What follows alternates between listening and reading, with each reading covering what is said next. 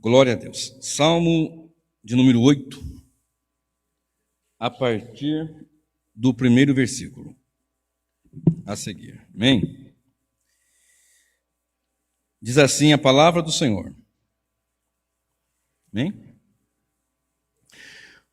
Ó Senhor, Senhor nosso, quão admirável é o teu nome em toda a terra, pois puseste a tua glória sobre os céus.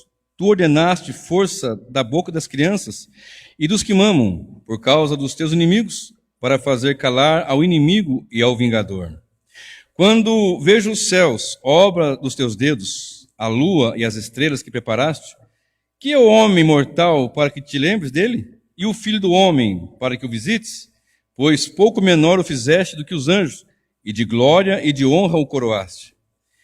Fazes com que ele tenha domínio sobre as obras das tuas mãos, tudo puseste debaixo de teus pés.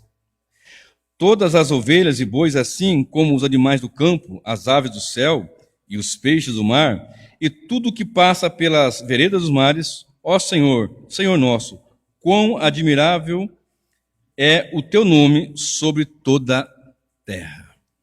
Amém? Eu vou repetir o versículo 5 e o versículo 6. Que diz assim: que é o homem mortal para que te lembres dele, e o filho do homem para que o visites, pois pouco menor o fizeste do que os anjos, e de glória e de honra o coroaste. Amém? Pode assentar, meus irmãos. No versículo 5, talvez na sua versão esteja pouco menor do que Deus, né? Mas a ideia ali é de anjos mesmo, de seres angelicais. Então, o título da mensagem, como eu havia falado, é 3 tipos de homens e 4 corpos.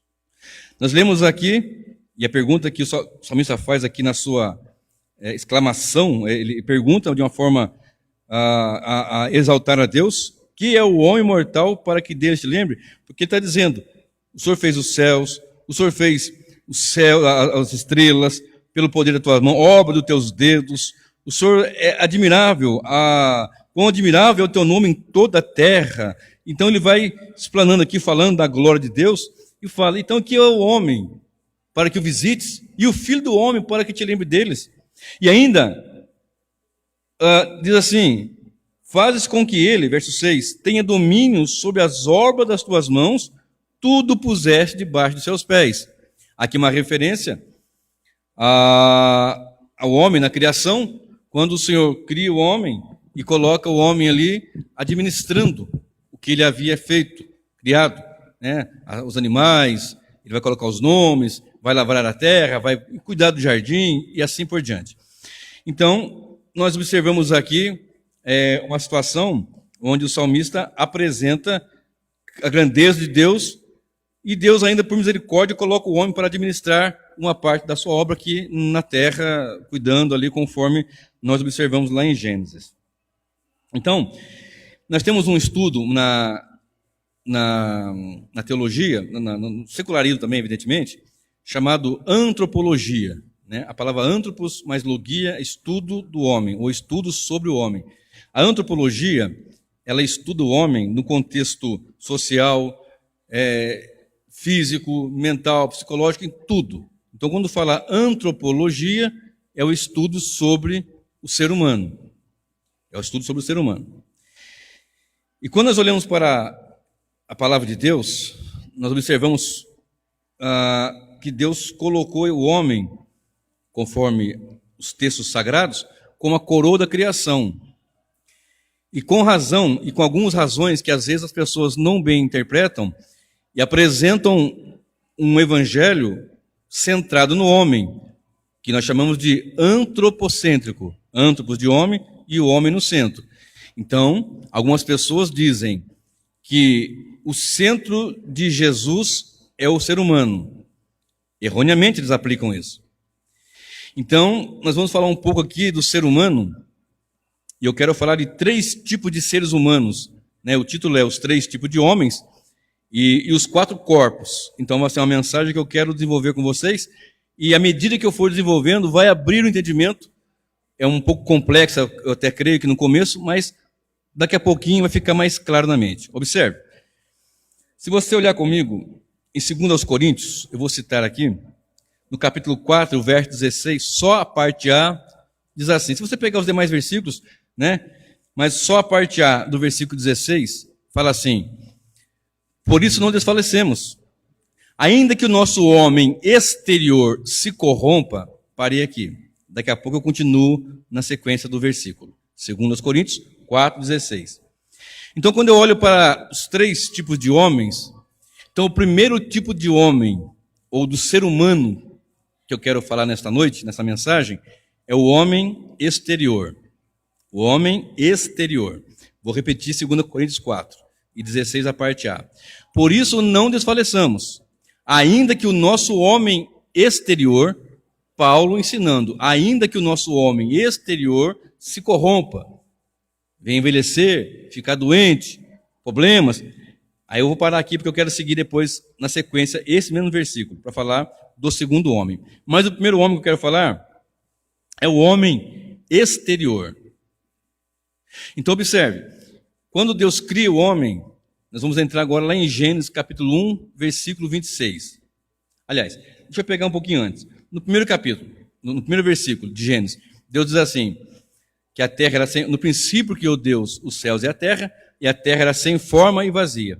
Então Deus, pelo seu poder, pela palavra, ele começa a dizer, haja luz, haja, e começou a criar, correto?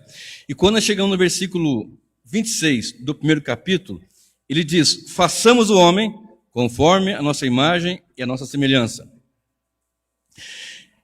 E quando nós chegamos no capítulo 2, no versículo 7, está escrito que Deus, do pó da terra, ele formou o homem e soprou em suas narinas. Ok? Então, no capítulo 1, algumas pessoas não entendem, mas espera aí, Deus criou no capítulo 1 ou no capítulo 2?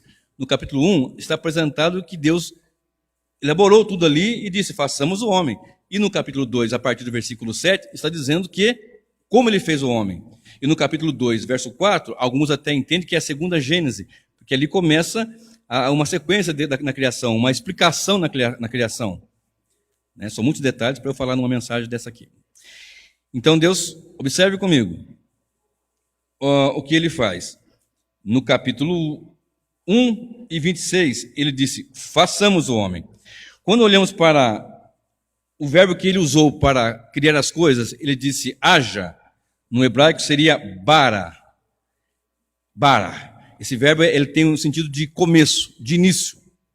Tanto que o livro de Gênesis, ele começa com Bereshit, que é no princípio. Então, nesse sentido de criar, de iniciar, de começar, então ele usou bara para criar luz, para criar o sol, para criar as estrelas. E quando chega no momento dele criar os animais, no capítulo 1 e o versículo 20, ele usou um outro verbo, que é o verbo azar. Quando ele disse esse verbo azar, é o verbo que quer dizer assim, comecem a produzir. Aí nós entramos em Gênesis 1 e 20, que diz que as águas começaram a produzir répteis e assim, etc, etc. Mas quando chega no versículo 26, aliás, capítulo 2 e o verso 7, Deus forma do pó da terra o homem e sopra o fôlego de vida. Mas no versículo 26, ele usa o verbo yatzar, que para o homem é colocar, para o homem, que é como se colocar junto. Esse verbo yatzar não é como o verbo que ele usou para criar todas as demais coisas, nem como o verbo que ele usou para criar os animais. Agora, façamos o homem. Agora ali a maioria dos teólogos entendem que ali é Deus, Pai, Filho e Espírito Santo acertando isso de criar o homem, né? Desejando isso. E fizeram, façamos o homem conforme a nossa imagem, ou para, o verbo ali é acraseado, para a nossa imagem e semelhança. E domínio sobre os peixes, domínio sobre a planta, domínio sobre todas as demais coisas. Então nós temos aqui essa sequência e a importância do ser humano, que não podemos deixar de destacar. Na criação, como nós entendemos que é como a coroa da criação. E no sexto dia Deus faz o homem, e tendo Deus feito o homem no sexto dia, diz o texto sagrado que Deus descansou. Ou seja, descansou de criar, ou da criação. Muito bem. Agora, eu quero que você observe uma coisa interessante, que tem no capítulo 2 e 7, que a Bíblia de Jerusalém traduziu, da Septuaginta, que é o verbo apar, ou a frase, né? Apar min hadamá. Olha só que coisa interessante. Apar min hadamá, que quer dizer pó do solo, pó da terra. Como é que Deus fez o homem? Vamos voltar aqui para a história. Façamos o homem para a nossa imagem, conforme a nossa imagem e semelhança. E Deus pega o homem do pó da terra. E diz o texto, no capítulo 2, versículo 7, que Deus sopra nas narinas. Então se imagina que um boneco de barro, que Deus soprou na sua narina e ele teve vida. Então quando nós lemos a palavra de Deus, nós temos que entender algumas coisas. E uma das coisas que temos que entender é o tipo de linguagem, a maneira de linguagem escrita, para que ficasse de fácil compreensão. Às vezes nem tanto fica fácil por causa da cultura da época e de agora, por exemplo. E por isso nós temos que estar sempre atento ao contexto. Então o texto diz assim: Deus pegou do pó da terra. E se você estudar, quem já estudou biologia e quem estuda, na escola normal, secular mesmo, você vai observar que os elementos que tem no corpo humano, tem na terra. E no corpo humano, nesse homem exterior aqui que eu estou falando, que é o primeiro homem que eu estou pregando essa noite, 3 homens e 4 corpos, nesse primeiro homem, no seu corpo físico, em nosso corpo físico, tem por volta de 60 elementos que se encontram no solo. Ferro, zinco, enfim, uma série de os elementos químicos, né? Hidrogênio, oxigênio, que estão no corpo físico. Potássio, sódio e potássio.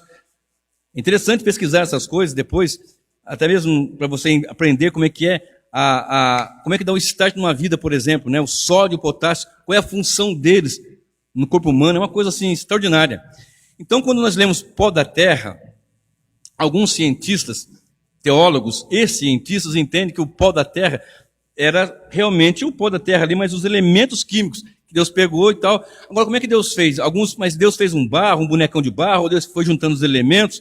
O texto diz que ele formou o homem do pó da terra, dos elementos químicos da terra, do pó da terra, e então soprou em suas narinas, e ele se fez alma vivente. Então aqui eu aprendo que o homem tem, e que esse homem, que esse corpo exterior aqui, ele também tem algo dentro dele, porque Deus formou o homem e soprou em suas narinas. E a partir do momento que ele sopra em suas narinas, o texto informa que então estava pronto o ser vivente, a alma vivente, o ser humano. Então nós vamos entender agora uma coisa muito interessante. O homem tem pelo menos 2 partes, uma material e uma imaterial, que ao decorrer da mensagem nós vamos esclarecer. Só que tem um detalhe que não podemos deixar passar batido. Detalhe não, algo assim muito sério, não é um detalhe, é um assunto extremamente sério. Que quando Deus forma esse homem lá no Éden, depois na frente você vai ver ele criando a mulher, pegando de uma das suas costelas e fazendo a mulher. E esse homem, esse Adão, Adamá, Adão, solo, vermelho, né, do latim humus, que quer dizer terra. Esse homem que Deus pega da sua costela e faz a mulher, ele é colocado ali no jardim, onde a única restrição que tinha era não comer da árvore do conhecimento do bem e do mal, e eles pecam. E aqui está o detalhe, não, aqui está um assunto que nos atinge diretamente, constantemente, e nós temos que discorrer entendendo disto. Até há poucos dias eu falei na mensagem que nós temos que analisar a teologia, observando a criação, a queda, a redenção e a consumação. Quando estudar teologia, observe a palavra de Deus, observe criação, queda, redenção e consumação. Mas esse homem foi instruído pelo Senhor para que não comesse do fruto do conhecimento do bem e do mal, porque comendo do fruto do conhecimento do mal, do bem e do mal, o homem morreria. Olha bem. Então, Adão, ele tinha livre arbítrio de verdade e de fato, porque ele estava ali numa situação onde ele não tinha pecado. Deus fez o homem, mas perfeito, mas ele tinha uma liberdade de ser mutável. Ele podia ficar obediente ou errar, como ele errou. E diz o texto que ele pecou. E quando ele pecou, ele viu que estava nu, ele com a sua esposa, e se esconderam quando Deus, o Senhor, pela viração do dia, conforme o fazia constantemente, foi até o jardim, procurando por eles, procurando por Adão. Na verdade, Adão disse: Senhor, eu ouvi a sua voz soar no jardim e me escondi, porque tive medo, porque estava nu. E quem te disse que estava nu? Aí ele vem aquela história da serpente e assim por diante. Então Deus amaldiçoa a terra, amaldiçoa a serpente, e o homem agora morre. Naquele momento, Adão morreu. Naquele momento, a humanidade morreu. Por que a humanidade? Porque Adão era o representante da humanidade. Então, o primeiro homem que tinha esse corpo físico, esse homem exterior, agora ele morre. Só que eu quero que vá encaixando a mensagem que o homem não é só o corpo físico, ele também é uma parte imaterial. Deus fez o homem do pó da terra e soprou em suas narinas, então se fez alma vivente. Então observe, quando nós observamos nesse prisma, vamos andando com a palavra e vamos observar que o homem pecou, a humanidade pecou, todos pecaram. Romanos 5, capítulo 12. Porque por um homem entrou o pecado no mundo. E esse homem é Adão. Um homem pecou e por esse homem a morte passou a todos os homens, por isso todos pecaram. E o texto nos informa, no capítulo 3 de Gênesis, e o verso 19, por causa do pecado, Deus fala para Adão: do pó tu vieste, ao pó tornarás. Então Deus fez o homem do pó da terra, e agora por causa da morte, agora vai morrer. Ao pó tornarás. Adão morreu, não fisicamente naquele momento. Naquele momento do pecado, ele morreu espiritualmente. Todos os seres humanos que não estão em Cristo estão mortos à semelhança de Adão, espiritualmente mortos. Pode estar vivo fisicamente, como Adão estava vivo fisicamente, sua mulher estava viva fisicamente, mas espiritualmente morto. Eles são banidos do jardim, e lá na frente, na sequência, diz o texto sagrado que ao cabo de dias, um dos seus filhos foi apresentar uma oferta ao Senhor. Aí vem a história de Caim e Abel, que Caim mata Abel, não vou entrar nos detalhes. Então, Adão já contemplou a primeira morte ali. Na verdade, ele viu a morte de um animal. Deus fez roupa para ele de pele de animais. Começou ali. Já a morte física de um animal. Lá na frente, a morte de um ser humano. Justamente o filho de Adão e de Eva, um dos seus filhos. De maneira que ele já experimentou a morte física, aliás, experimentou a morte espiritual e viu a morte física no seu filho, naquele animal primeiro, no seu filho. E quando ele sai da presença do Senhor, Deus dá uma promessa em Gênesis 3,15, que é a promessa do que faria a solução, que seria a solução do pecado. Então, todos, antes de Cristo, salvos, olhavam para a frente, para o futuro, na esperança daquele que foi anunciado em Gênesis 3,15, que é Cristo Jesus, a semente da mulher, que a serpente ia ferir o calcanhar, mas que ele esmagaria a cabeça.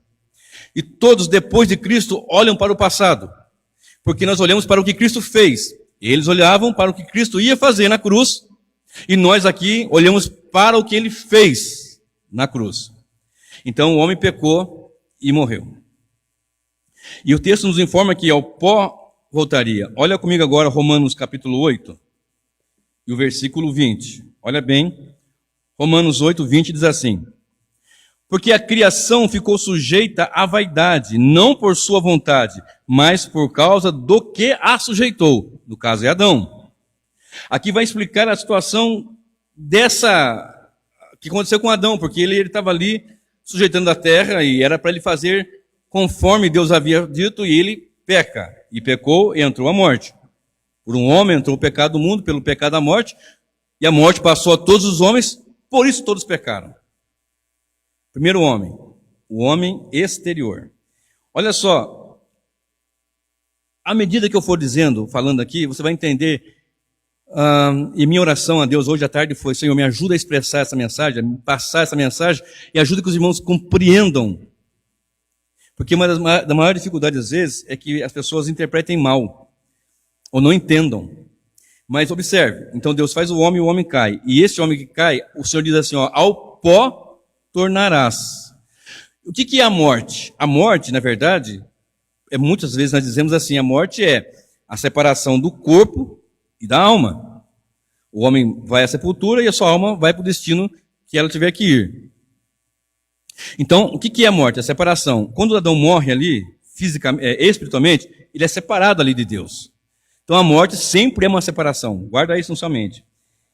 E por causa do pecado, e por causa da queda do homem, nós, na teologia, muito bem aplicada pelo apóstolo Paulo, inspirado pelo Senhor, ele apresenta este homem que caiu, ele coloca algumas alcunhas. Alcunhas são apelidos, digamos assim.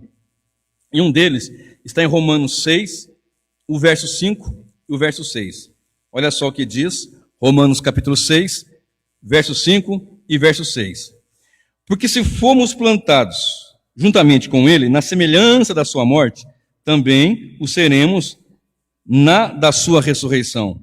Na semelhança da sua ressurreição. Sabendo isso, que o nosso homem velho foi com ele crucificado, para que o corpo do pecado seja desfeito, para que não sirvamos mais ao pecado. Olha bem, o homem exterior, o homem caído, daqui a pouquinho vai encaixar o homem interior com o exterior, vai ficar mais fácil de você entender onde vamos chegar. Mas esse homem exterior agora aqui, ele recebe uma alcunha por causa da queda, porque quando o homem cai, ele cai totalmente. E quando o homem é salvo totalmente. Vamos explicar daqui a pouquinho isso também. Então ele tem essa alcunha de ser chamado de velho homem. Tanto que a palavra nos informa, despojai do homem velho, do velho homem, a sua velha natureza. Falando daqueles que já estão em Cristo, que tem uma outra natureza.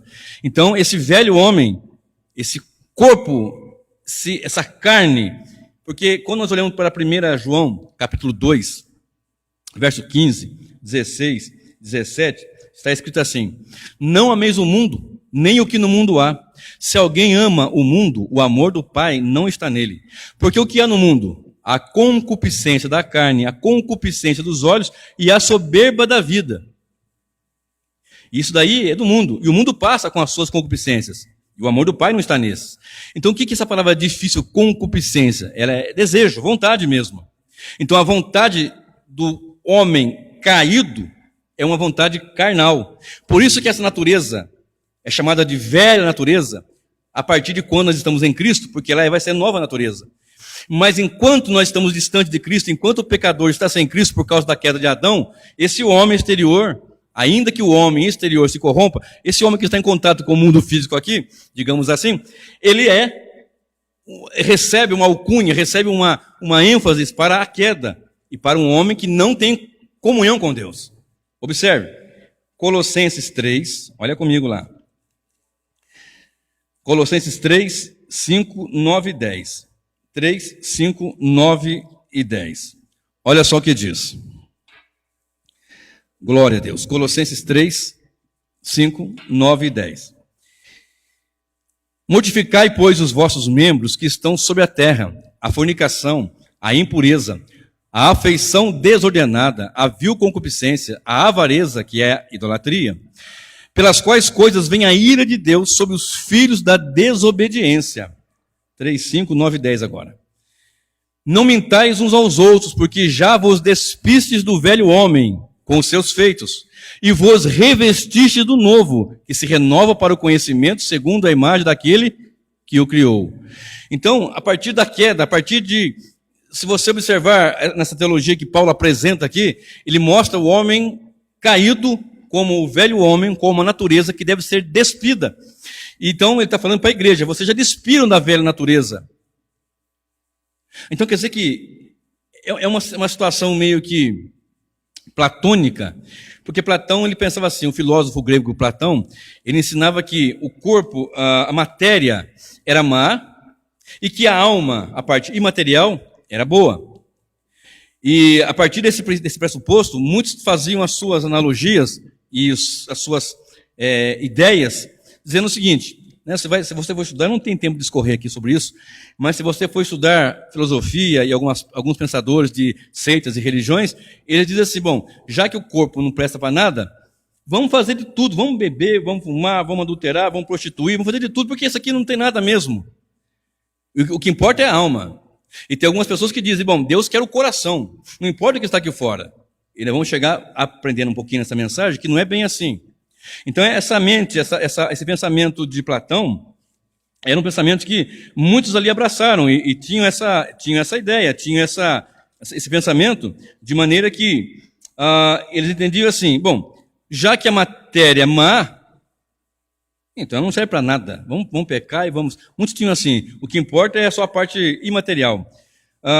Então começa uma situação onde eu quero desenvolver com vocês, a partir do momento que você entenda o seguinte: o homem tem uma parte física e uma parte material, física, e uma parte imaterial. E este homem, que Paulo chama aqui de velho homem, velha natureza, que recebe essa alcunha, esse homem que caiu e pecou, o apóstolo Paulo, no capítulo 7 de Romanos, ele fala assim, que o bem que ele quer fazer não faz, mas o mal que ele não quer, ele faz. Aí no verso 24 ele fala, quem me livrará do corpo desta morte? Por causa, olha só, a inclinação carnal, o corpo desta morte. Porque quando o homem que está em Cristo, ele é ressuscitado, presta bem atenção. João 5, 24 e 25, nos informa que o homem em Cristo ele é ressuscitado, é a primeira ressurreição, é a ressurreição espiritual. Mas o corpo da morte ainda continua, até o momento da consumação, que eu falei agora há pouco. Então observa comigo aqui, Romanos 8, e o verso 1 até o verso 8. Romanos 8, de 1 a 8, depois eu vou ler do 9 a seguir, mas agora até 9, até o 8. Portanto, agora nenhuma condenação há para os que estão em Cristo Jesus, que não andam segundo a carne, mas segundo o Espírito.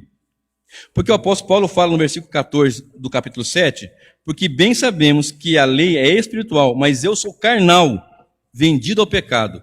A nossa carne é vendida ao pecado. A carne humana, o homem caído, o homem exterior, mas não só exterior, já que você vai entender bem isso. Então quer dizer que é só... Vou explicar, vai ficar claro daqui a pouquinho.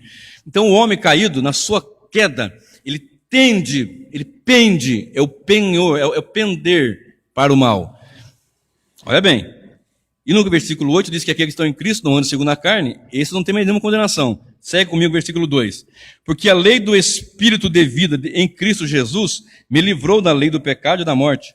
Porquanto o que era impossível à lei, visto como estava enferma pela carne, então sempre a referência à carne humana é o homem caído, o pecado mesmo. Porque o que era impossível à lei, visto como estava enferma pela carne, Deus enviando o seu Filho em semelhança da carne do pecado, presta bem atenção, da carne do pecado, pelo pecado condenou o pecado na carne. Então Cristo veio e se fez carne. Cristo se fez dessa carne que nós temos, queridos. Presta bem atenção. Ele deixou a sua glória, não deixou de ser Deus, nunca deixou de ser Deus. E se fez exatamente como Adão era antes da queda, carne. Ele não se fez pecador por nós, se fez pecado por nós, porque assumindo essa natureza carnal, ele estaria ali assumindo a situação de o Redentor desses pecadores, os quais ele morreu pelos eleitos. Presta bem atenção. Para que a justiça da lei se cumprisse em nós, que não andamos segundo a carne. Quando eu falo a carne, eu falo segundo os desejos carnais pecaminosos, caídos, mas segundo o Espírito.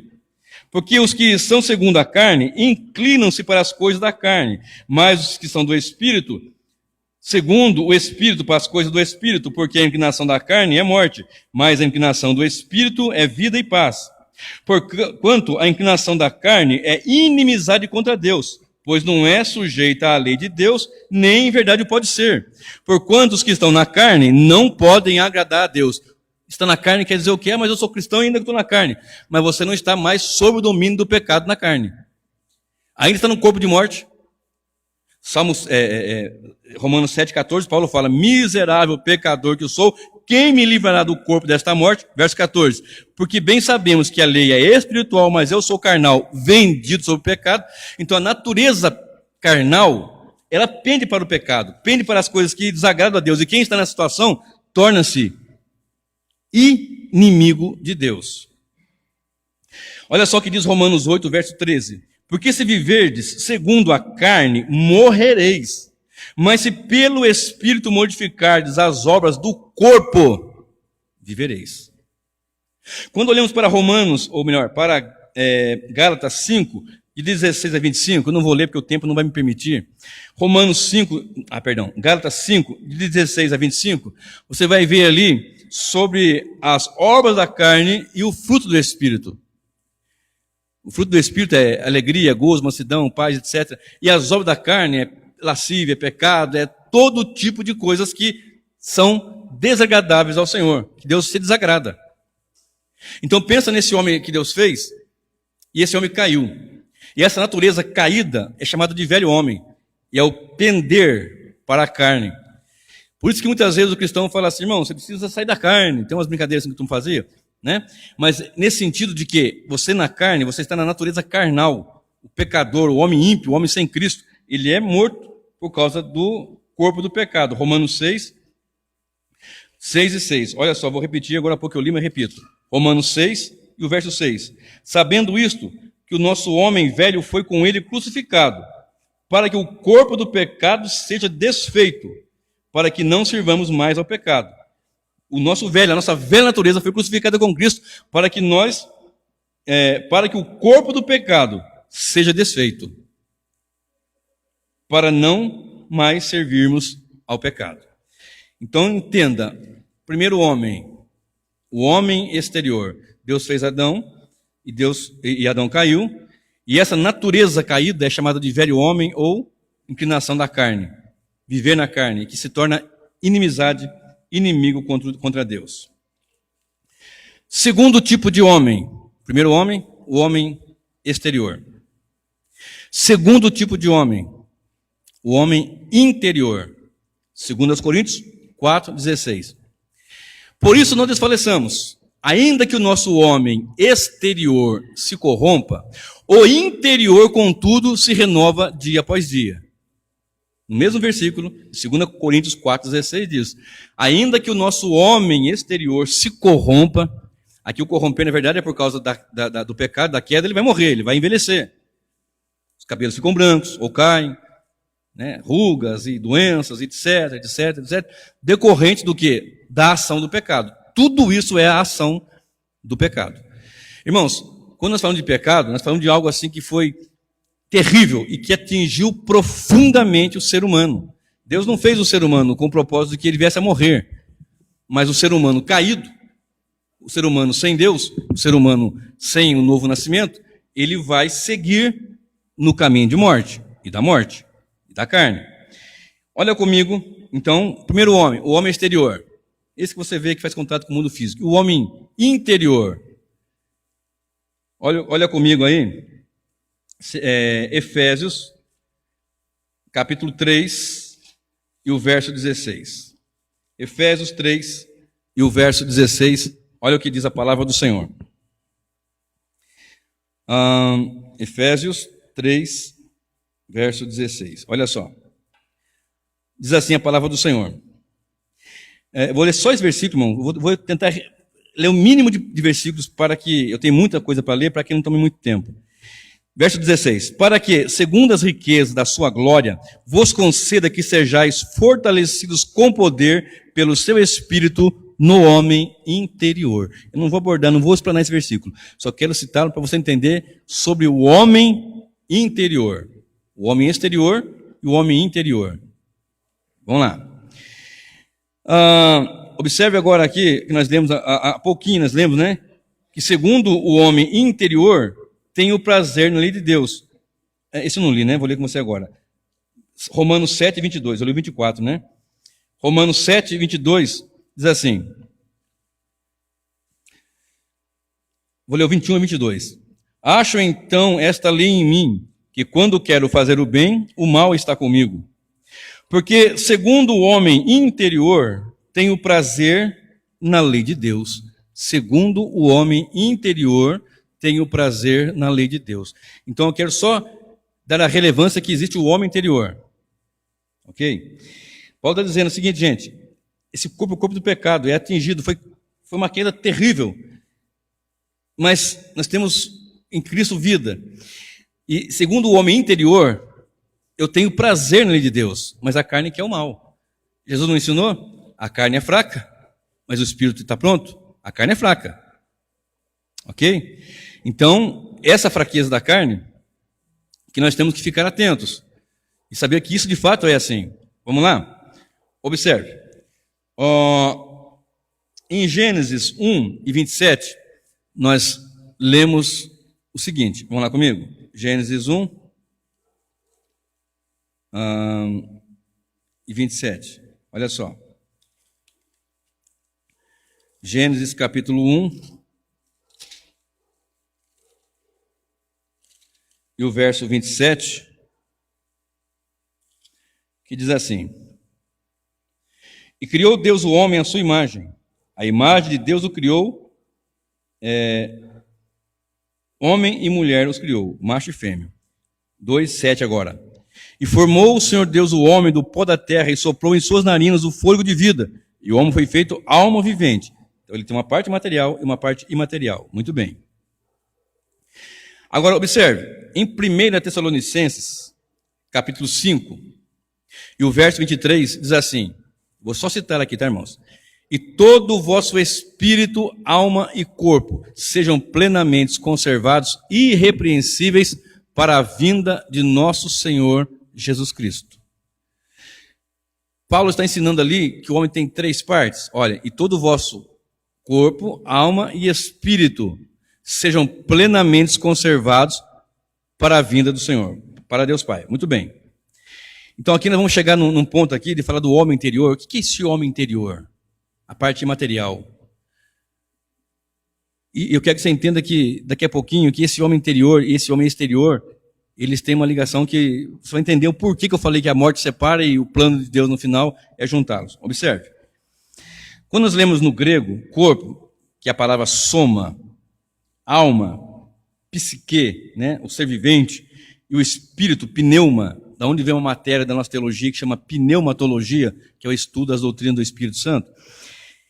Nós entendemos o seguinte, então quer dizer que o homem tem 3 partes, corpo, alma e espírito. O próprio Platão, que eu falei agora há pouco, ele tinha essa mentalidade de dicotomia. Eu vou falar um pouquinho sobre dicotomia e tricotomia. O que é dicotomia? 2 partes, dividida em 2 partes. E o que é tricotomia? Dividida em 3 partes. Quando você fala coto, na enfermagem, nós temos a pessoa que é amputada, né? A gente faz um curativo no coto do membro tal, curativo do coto, porque cortou. Então, dicoto, coto, 2 partes. Tricoto, 3 partes. Então o homem tem 2 partes ou tem 3 partes? Aí começa uma grande dificuldade, porque, não, mas que está escrito lá, que todo o vosso espírito, alma e corpo sejam plenamente conservados. Então, se tem espírito, tem alma e tem corpo. Então começa aqui uma dificuldade. Não vou ensinar hoje, não vou dar uma doutrina sobre dicotomia e tricotomia, porque o tempo não vai permitir, porque só esse assunto leva 4, 5 horas para dar uma claridade, para dar uma clareada ainda. Nem para... Né? O assunto é difícil. Na maioria das igrejas de linha pentecostal e dispensacionalista, assim, eles entendem que o homem tem 3 partes, corpo, alma e espírito. Eu também entendi que era assim. Mas nós temos algumas dificuldades que eu quero apresentar com vocês. Por exemplo, se você observa a situação de Platão, de Aristóteles, você vai ficar meio doido, porque eles tinham uma mentalidade que não era com base teológica, doutrinária, bíblica. Eles eram filósofos, e muitas das pessoas pegaram dessas ideias filosóficas e fazem dessas ideias as suas convicções e apresentam isso. Mas observe algo assim que eu acho extremamente importante falar, que é uma situação que nós chamamos de paralelismo retórico.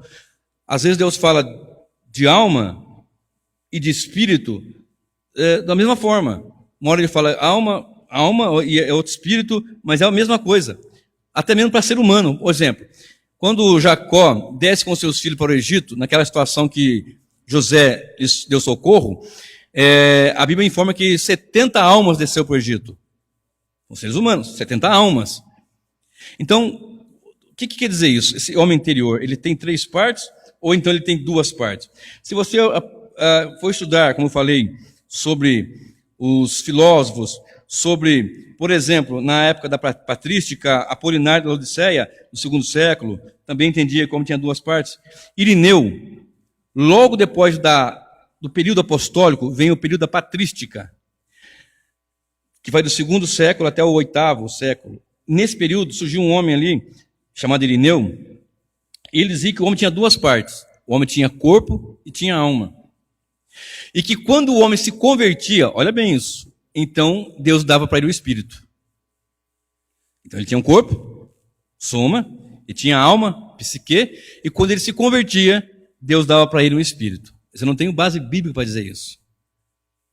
E não tem fundamentação bíblica para fazer isso. Observe só, paralelismo retórico, você vai achar bem isso num texto que eu vou ler agora com você, 2 versículos. Lucas 1, 46 e 47. Observe bem isso. Lucas, capítulo 1, verso 46 e o verso 47. Olha só o que diz o texto sagrado. Disse então Maria: a minha alma engrandece ao Senhor, e o meu espírito se alegra em Deus, meu Salvador. Está dizendo que a alma e o espírito, aqui chama-se numa linguagem bíblica de paralelismo. A minha alma, o meu espírito, o meu homem interior, se alegra em Deus, o meu Salvador. Era isso que está dizendo. Aí, entendeu como é que é? É um assunto delicado, não dá para eu fechar a questão aqui hoje todinha, porque é muito assunto. E eu prepararei, se Deus permitir, em uma outra ocasião, uma aula só sobre essa situação. Então, esse homem interior é a alma e o espírito. Eu, por exemplo, já fui tricotomista. Eu não consigo entender, juntamente com a maioria dos reformados, que o homem tem 3 partes. Ele tem 2 partes. Observe, por exemplo, mas você vai olhar para a passagem bíblica que vai nos dar uma certa dificuldade. Observe, Eclesiastes 12, verso 7. Diz assim que quando o homem morre, o pó volte à terra e o espírito volte a Deus que o deu. Ok? O corpo físico, o pó, volta para a terra. E o espírito volta para Deus que o deu. Beleza. No capítulo 6, o verso 9 de Apocalipse, na abertura do 5º selo, diz o texto sagrado que João viu as almas debaixo do altar. As almas daqueles que foram degolados, decapitados, dos mártires, debaixo do altar. E essas almas, que não estão dormindo, estão bem vivinhas, deixa eu falar nesse termo, né? Almas vivas, pois é, está em Cristo. Essas almas diziam: Senhor, até quando não vai vingar o sangue? Até quando não vai vingar? Então, eram almas ou eram espírito? Está vendo? Quando fala de alma, eu falo de espírito. Muito embora eu vou respeitar as pessoas que são tricotomistas, e vão, não, eu creio que tem uma alma e tem um espírito. São 3 partes. Observe. Jesus falou assim, Marcos 14, 34. A minha alma está abatida, está triste até a morte. A minha alma, lá no Getsemane, orando, antes de ser capturado, etc. Para ir para a sua paixão, crucificação, morte e ressurreição. Mas ele disse, a minha alma está agoniada, está angustiada. E lá, quando ele morre, né, ele entrega o seu espírito, ele fala assim, ele dá um brado, né, está consumado, Pai, em tuas mãos entrego o meu espírito. Né? Lucas 23, 46. Então, como é que eu faço? O pó volte para o homem, morreu, volte o pó para a terra, e quem vai para Deus, a alma ou o espírito? Então, para onde vai a alma então? A alma vai para Deus, e a alma do ímpio? Vamos lá então. Então, se a questão é a alma e o espírito estão separados, são 2 coisas, então a alma do ímpio, ela vai para o inferno, e o espírito do ímpio vai para Deus? Não.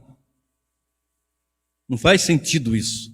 Então, o homem interior, que Paulo fala em 2 Coríntios 4, 16, que se renova dia após dia, está falando para crentes, se renova porque recebeu vida em Cristo. É o espírito humano que é a alma, porque não é tão simples assim. Eu não vou detalhar tudo aqui, irmãos, porque não é tão simples assim. Observe, no livro de Hebreus, capítulo 4, verso 12, está escrito assim, porque a palavra de Deus é viva e eficaz e mais penetrante do que qualquer espada de 2 gumes, que penetra até a divisão das juntas e medulas, da alma e do espírito, pensamentos, intenções. Vou ler. Hebreus 4, verso 12. Vou ler essa aí, para nós não ficarmos confusos. Olha bem.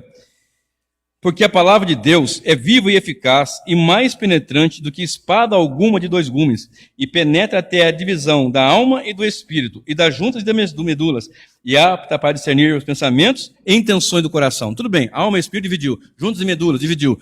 E o pensamento e intenção fica onde? Fica no espírito, fica na alma.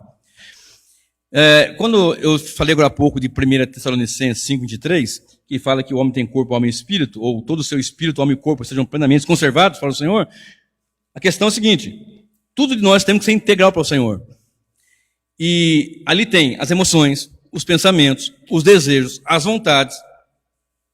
E como é que eu faço? Onde está o desejo? A alma é o centro do intelecto, e o espírito é o centro. Aí uns vêm, não. Espírito é onde faz a ligação com o mundo espiritual com Deus. A alma faz a ponte entre o espírito e o corpo. E o corpo faz contato com a terra, com o planeta, com o físico. Vamos falar assim. E muitos entendem assim: você é um espírito que tem uma alma que mora num corpo. Muitos entendem assim. Você é um espírito que tem uma alma e que mora num corpo. Mas quando Deus fez o homem, ele fez primeiro o corpo. E depois ele soprou nas suas narinas. Então a ordem é essa: ele fez o corpo do pó da terra, e depois ele fez a parte imaterial e soprou nas suas narinas.